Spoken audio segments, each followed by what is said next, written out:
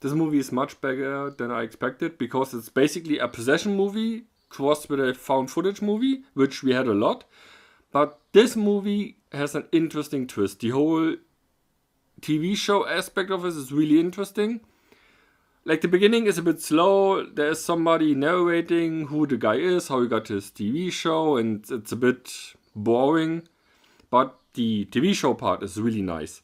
I also didn't really like the ending, but that is personal taste because they spell out what happened before the events of the movie, but it was insinuated over the course of the movie. So I would like it more if it ended like 5 minutes early and all the things that are explained at the end are just like in the air, like, ooh, what happened?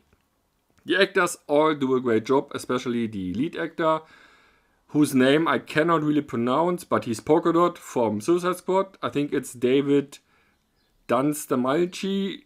I don't know. He's good, and most people have probably seen him somewhere. He's in like a lot of movies.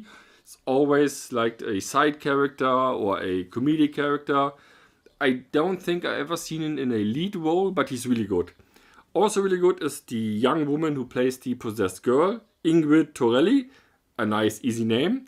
She is kind of weird in a sense that it seems she is in the know what is happening. Like a bit like a fourth wall break, that she behaves like somebody in the actual audience, like the cinema audience would behave, which is really interesting. She's completely out of the world that is happening. She doesn't behave like anybody in the actual world, which makes kind of sense because she's a bit possessed or a bit more possessed.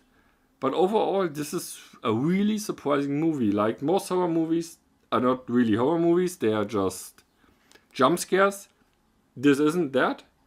There's also the skeptic, like it's one character that thinks all of these things are lies, and he kind of exposes some of the tricks that are happening. Like in real life, people who say they can talk to ghosts and then they get exposed. So that's kind of interesting that they put it in there.